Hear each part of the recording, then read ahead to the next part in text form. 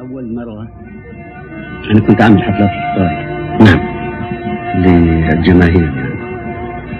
اجتمعت في حفلة في شهر بمعنى أصح عند الأمير عبد الرحمن بن سعود، وكان موجود الأستاذ عباس غزاوي الله يذكرهم بالخير جميعا، وطلب مني الأستاذ عباس إني أنا أزوره في جدة وأعمل حفلة في الإذاعة. وطبعا ده كان حلم من أحلامي ما في شك، يعني من أحلام أي فنان بطبيعة الحال. فحصل بعد في خلال الأسبوع أو بعد بأسبوع تقريبا نزلت إلى جدة واجتمعت بالشيخ عباس غزاوي، وسوينا أول حفلة اللي كان فيها أغنية وردة جارة الورد. يا سلام. والحمد لله لاقت نجاح وتوفقت في الحفلة الأولى. وهذا من حسن الحظ بطبيعة الحال، يمكن الحظ كان بيها دور يعني معايا في الأثناء هذه، والحمد لله وبدأت المسيرة.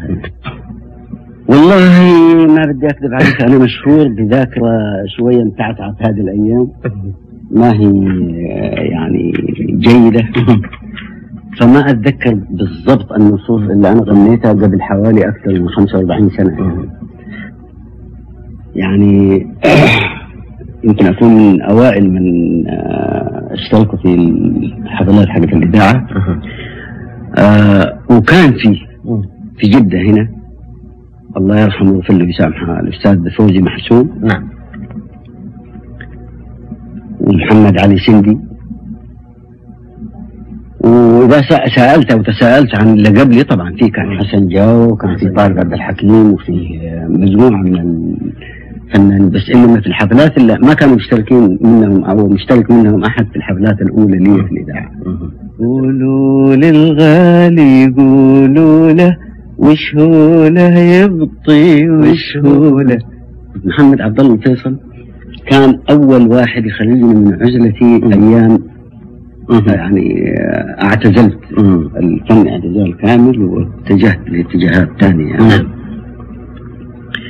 وهو سراج يعني كانوا السبب الأول في إخراجي أنا من الحال اللي كنت أنا فيه. نعم.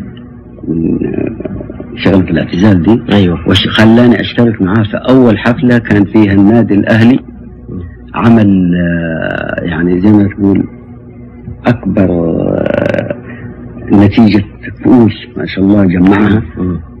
وكانت حفلة يعني تعتبر من أكبر الحفلات اللي انعملت في جدة في ذاك الوقت. في أوائل برضه تعرفت على الأمير بدر، وأعطوني النص طبعا لحنته. وأيام ما سجلته كان هو متخوف من أبوه إنه يعني ما يبغى يعني يتوسع في مجال التأليف بسبب أبوه. عطني المحبة كل المحبة، عطني الحياة، عطني وجودي أبغى وجودي أعرف مداه.